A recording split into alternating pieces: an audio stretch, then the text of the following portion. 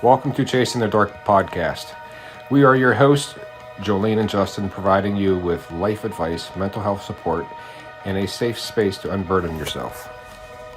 As someone who has dealt with teenage pregnancy twice, once being myself and another time with my daughter, I know a thing or two about single parenting. I have also dealt with drug addiction, domestic abuse, absent fathers, and unplanned pregnancy, and I'm ready to share my life story with the world. Like my partner here, I haven't had the easiest of life, but in a different way. I'm a U.S. military veteran and have plenty to say about my experience. Additionally, I am excited to share my experience with you to encourage permanent guardianship and adoption. This podcast is about relationships, broken and strong, surviving the worst of life, and taking care of yourself. It is a candid, heartfelt, and all you need to make you realize life is worth living despite hardships. Join us as we embark on a journey of self-healing and recovery through writing and conversations.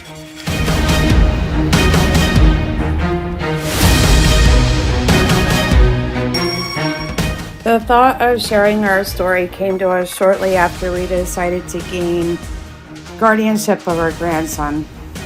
Just like me, my youngest daughter also had to deal with teenage pregnancy. She couldn't provide for her first child, Michael, so we stepped in to raise him. Then she also couldn't provide for her second child, so my eldest daughter adopted her second-born. But with Michael, everything is different. Writing this book is both cathartic and a plea for help for my daughter. I want to help others, along with my daughter, find their way back to reality and hope that my pain is dimmed along the way.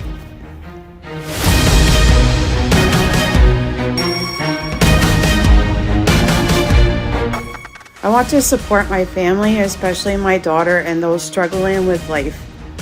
Chasing the Dark can help adults and youngsters realize the best and worst of their situations and give them the strength to survive them. I hope people can find kinship in our experience and feel loved and supported. We want our daughter to return to us and for Michael to make his way back home from the foster care program. This book is a lesson in life, family relations, motherhood, and mental health, and it can be the reader's support system.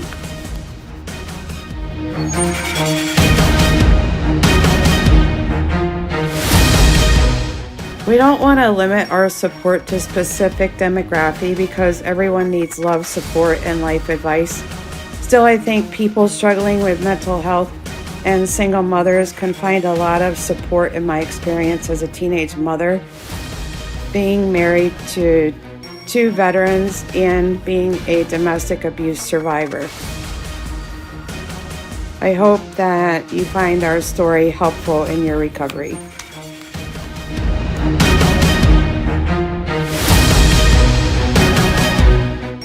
It was a difficult time for me, and for the most part, I didn't have anyone but my mother to help me. Maybe that's why I succumbed to neglectful parenting and substance abuse. My advice for people struggling with drug addiction is to love themselves.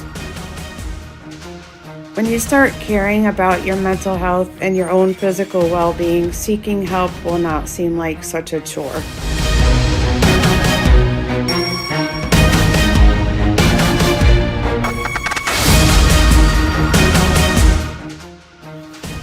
I've always tried to give my all to my romantic partners, which hasn't always served me well. With my first husband, I thought I had finally gotten my happy ending, but I couldn't be more wrong. I supported him through 2 wars, sent him care packages, prayed for him, and did all that was expected of me, and still our relationship couldn't survive the horrific flashbacks of the war, let alone his violence. I tried to help him, but eventually I decided I had to love and care for myself more than my partner, so that's why I chose to end our marriage.